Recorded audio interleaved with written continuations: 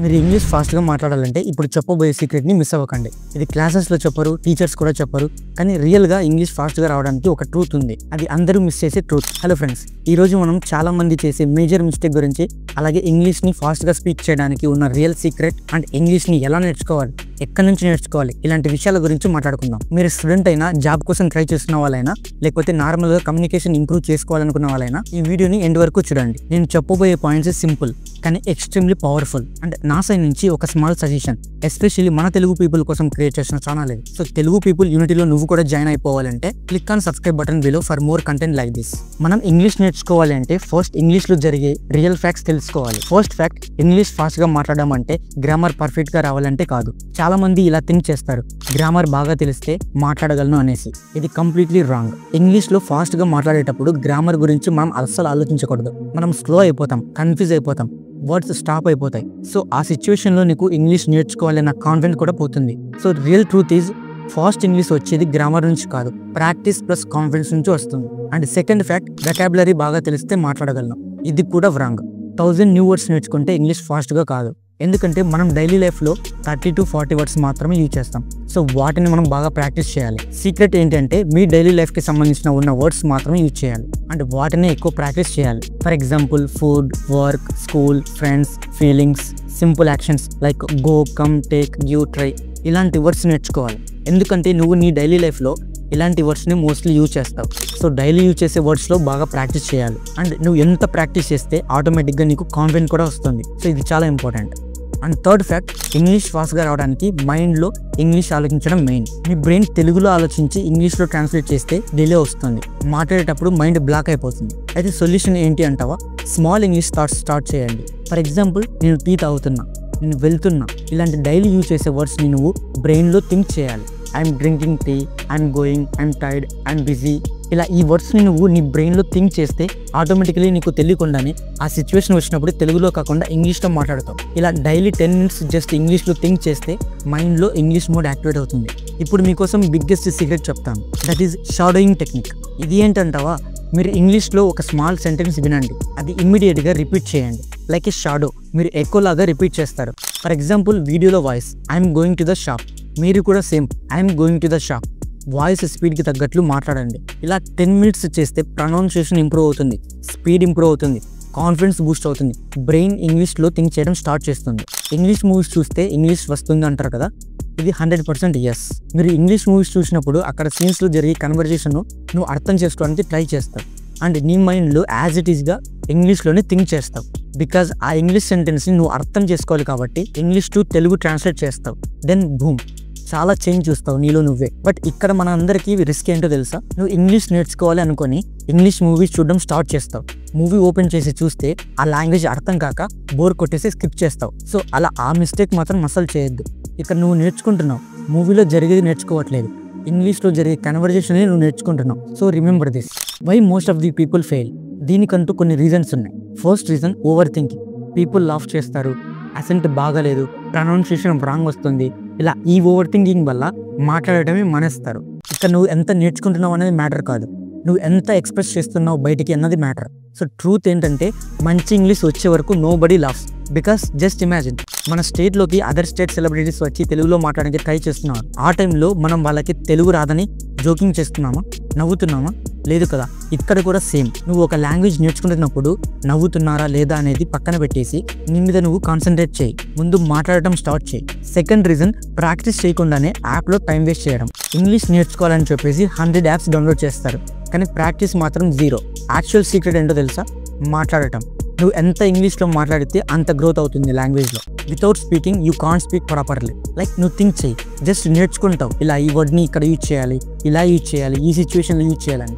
కానీ ఆ సిచ్యువేషన్ వచ్చినప్పుడు ఆ వర్డ్ని గుర్తుకు వచ్చి మాట్లాడుతావు. బట్ బ్రెయిన్లో ఉన్న పర్ఫెక్ట్నెస్ టంగ్కి రాదు, బికాజ్ నువ్వు మాట్లాడడం నేర్చుకోవట్లేదు, ఓన్లీ బ్రెయిన్లో ఫీడింగ్ మాత్రమే ఉంది కదా. అందుకే సింపుల్ సెంటెన్సెస్ ఎవ్రీడే మాట్లాడుతూ ఉండు. And third reason, perfect accent కోసం ట్రై చేయడం. బ్రిటిష్, అమెరికన్ అసెంట్ ట్రై చేస్తారు, ఇది వేస్ట్ ఆఫ్ టైం. ముందు క్లియర్ ఇంగ్లీష్ మాట్లాడడం నేర్చుకుంటే టోన్స్, అసెంట్స్ తర్వాతైనా నేర్చుకోవచ్చు. నీకు తెలుగు లాంగ్వేజ్ పర్ఫెక్ట్గా వచ్చినప్పుడు ఏ వర్డ్ ఎక్కడ యూజ్ చేయాలి అండ్ ఎలా మాట్లాడాలని పీపుల్ అండ్ ఏరియాని బట్టి ఆ తెలుగు లాంగ్వేజ్ స్లాంగ్ మారుతుంది, అంతే కదా. సో స్లాంగ్, టోన్, అసెంట్స్ నేర్చుకోవడం ఈజీ లేండి, నో ప్రాబ్లం. ముందు ప్రాపర్ స్పీకింగ్ నేర్చుకోవాలి అంతే. Then how to practice daily. నాకు తెలిసిన కొన్ని సూపర్ ఈజీ మెథడ్స్ అయితే చెప్తాను. First method mirror practice. Mirror ముందు నిలబడి ఇంగ్లీష్ సెంటెన్స్ని మాట్లాడండి. ఫస్ట్ ఒక 2 or 3 times చూసి చదవండి. దెన్ నెక్స్ట్ చూడకుండా ప్రాక్టీస్ చేయి. ఎనఫ్. లైక్ డైలీ యూజ్ చేసే వర్డ్స్ మాత్రమే ప్రాక్టీస్ చేయి. I woke up early today, I will go to work, this is my phone, ఇలా ప్రాక్టీస్ చేయి. Second method record practice. ఇది చాలా వైడ్లీ యూజ్ చేసే మెథడ్. ఈవెన్ నేను కూడా యూజ్ చేస్తాను. కంటెంట్ క్రియేషన్ చేసే ప్రతి ఒక్కరు కూడా ట్రై చేస్తారనుకోండి. సరేలే, పాయింట్కి వస్తే మీ వాయిస్ రికార్డ్ చేయండి. ఇందులో ఎర్రర్స్ ఈజీగా తెలిసిపోతుంది అండ్ ఎక్కడ నువ్వు రెక్టిఫై చేయాలో కూడా తెలుస్తుంది. వినడానికి చూడడానికి సింపుల్గా ఉంటాయి బ్రో, బట్ ట్రై చేస్తేనే తెలుస్తుంది. And third method 20 sentences rule. Everyday 20 English sentences చెప్పండి. 3 monthsలో నెక్స్ట్ లెవెల్ చేంజ్ చూస్తాం. For example, I'm ready, I'm feeling good, I don't understand, can you help me, I will do it, I'm trying. ఇలాంటి words daily మీ ఫ్రెండ్స్తో ఆర్ఎల్స్ మీ family మెంబర్స్తో సిల్లీగా మాట్లాడడానికి try చేయండి. Even ఆ టైంలో ఆ సిచ్యువేషన్ రాకపోయినా సరే జస్ట్ ఆ సెంటెన్స్ని నీ మైండ్లో నుంచి త్రో అవుట్ చేయండి మౌత్ ద్వారా. And fourth method English surround your self rule. యూట్యూబ్లో సింపుల్ ఇంగ్లీష్ వీడియోస్ చూడండి, ఇంగ్లీష్ లైన్స్ వినండి, రిపీట్ చేయండి. ఎక్కువగా ఇంగ్లీష్లో రాయటం, ఇంగ్లీష్లో థింగ్స్ని పిలిచటం, ఇలా మీ చుట్టూ ఇంగ్లీష్ ఉండేలా చూసుకోండి. Like speak in English, eat in English, drink in English, sleep in English. ఇలా ఒక 30 to 60 days ఇంగ్లీష్ మాలాగా వేసుకోండి, సరిపోతుంది. సో మీ బ్రెయిన్ ఆటోమేటిక్గా కరెక్ట్ ఇంగ్లీష్ పికప్ చేస్తుంది. Final truth of fast English.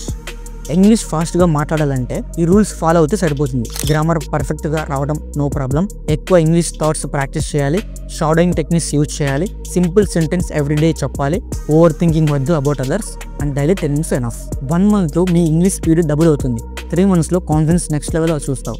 And this is 100% guarantee, because ఇది real method. ఇది వరల్డ్లో మిలియన్స్ ఆఫ్ పీపుల్ యూజ్ చేస్తారు. బట్ ఇక్కడ కన్సిస్టెన్సీ మ్యాటర్ గురు. ఇంగ్లీష్ అంటే భయపడడం కాదు, ఇంగ్లీష్ అంటే ప్రాక్టీస్ ప్లస్ కాన్ఫిడెన్స్. మీరు ఇప్పుడు స్టార్ట్ చేస్తే మళ్ళీ 30 days తర్వాత మీ ఇంగ్లీష్ టోటలీ డిఫరెంట్గా మారుతుంది అండ్ మీకే తెలుస్తుంది. సో ఇప్పుడు నీకు కాన్ఫిడెన్స్ వచ్చి ఉంటుంది.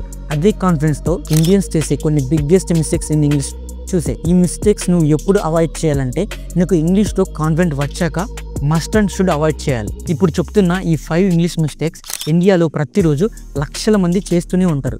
ఈవెన్ మీరు కూడా చేస్తారు. అందుకే చేయకుండా ఉండాలంటే ఫస్ట్ ఆ మిస్టేక్స్ ఏంటో తెలుసుకో. First mistake, only statement English, no emotion English.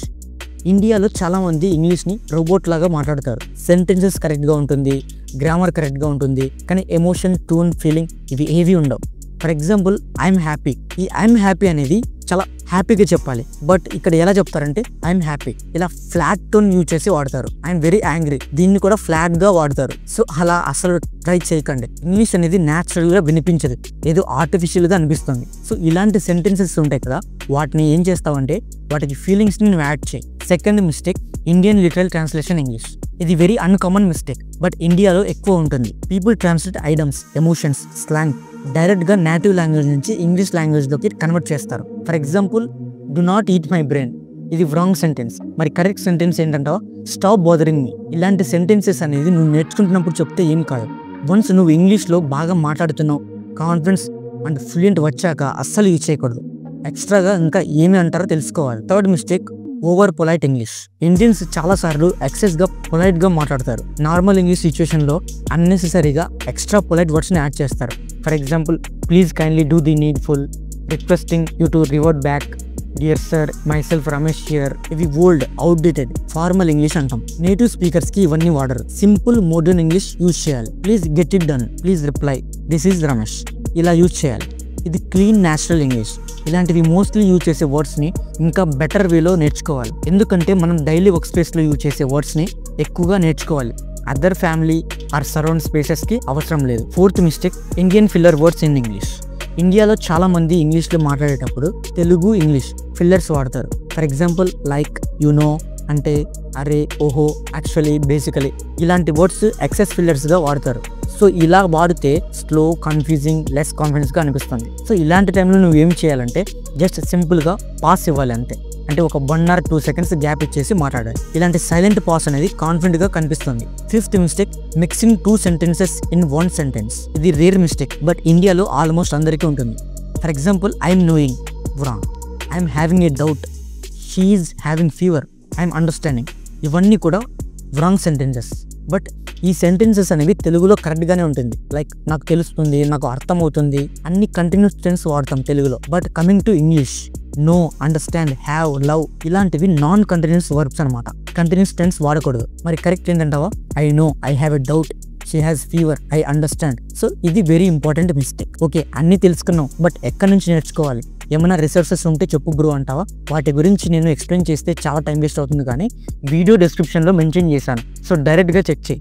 Websites, apps, games, podcast, dictionaries ఇలా చాలా రిసోర్సెస్ ఉంటాయి, నేర్చుకో. అండ్ అలాగే ఇంకొకటి, నువ్వు అన్నీ తెలుసుకున్నావు, కానీ ఎలా స్టార్ట్ చేయాలి, ఎక్కడి నుంచి మొదలు పెట్టాలి? సో ఇది కొంచెం కష్టం. సో నా సైడ్ నుంచి నీకు ఒక 7 days ఈ ఇంగ్లీష్ని ఏ విధంగా ప్రాక్టీస్ చేసుకోవాలి, ఏ విధంగా నేర్చుకోవాలి అన్నది వీడియో కింద డిస్క్రిప్షన్లో మెన్షన్ చేశాను. సో ఆ 7 days ప్లాన్ని నువ్వు ఫాలో చేయి. దెన్ అలాగే నీ సైడ్ నుంచి నీ ప్లాన్ వేసుకో, కంటిన్యూ చేయి. So this is all about today's video. Video useful అనిపిస్తే నీకు తెలిసిన గ్రూప్స్లో షేర్ చేయి. సబ్స్క్రైబ్ చేయడం మాత్రం డోంట్ ఫర్గెట్. Thank you.